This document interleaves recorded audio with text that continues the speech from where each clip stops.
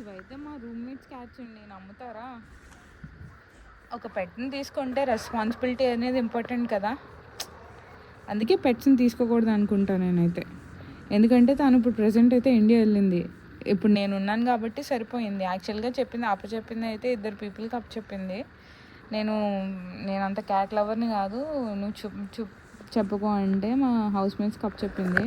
వాళ్ళు ఎంత బద్దగస్తులు అంటే వాళ్ళ రూము వాళ్ళ కిచెన్ అవే క్లీన్ చేయరు, హౌసే క్లీన్ చేయరు వాళ్ళు, పిల్లల్ని ఏం క్లీన్ చేస్తారు. సో దీని స్నానాలు, తిండి, నిద్ర అంతా నా మీదే పడింది ఫైనల్గా. ఏం చేస్తాం, అలా వదిలేయలేం మనం. పైగా అలా చూస్తుంటే ఆ పిల్లల మీద చాలా జాలేస్తుంది నాకు. ప్రాణం ఆగుతుందా పిల్లలన్నానే? పిల్లలనే కాదు, ఏ పెట్స్ అన్నా అంతే కదా. పిల్లల్ని లేకపోతే పెట్స్ని ఇగ్నోర్ చేయలేం కదా. సో ఫైనల్గా రెస్పాన్సిబిలిటీ అయితే నాకే పడింది. సో ఇది చూడండి ఎలా పడుకుంటున్నాయో దొంగ మొండలు. దీని పేరేమో జూలియా, దాని పేరేమో లేలా. సో మా రూమ్మేట్ ఈజ్ వెరీ రొమాంటిక్ అనమాట. సో పేర్లు అయితే అవి పెట్టింది. మంచిగా భలే అయితే పడుకుంటున్నాయి.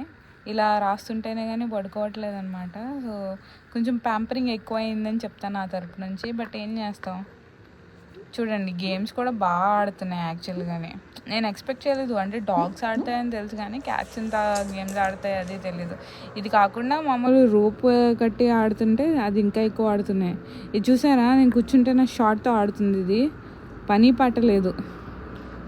మాత్రం క్యాట్స్ కాదు కానివ్వండి, మొత్తం బాడీ అంతా రక్కి పెట్టినాయి.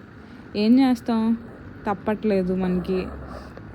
అవి ఏంటంటే మనం ఎక్కేద్దామని చెప్పే ఆతృతతో వాళ్ళ నెయిల్స్ పెట్టి గ్రిప్ కోసం పట్టుకోవడానికి ట్రై చేస్తున్నాయి. సో అది పట్టుకున్న ప్రతిసారి పెద్ద పెద్ద స్క్రాచెస్ అవుతున్నాయి అన్నమాట.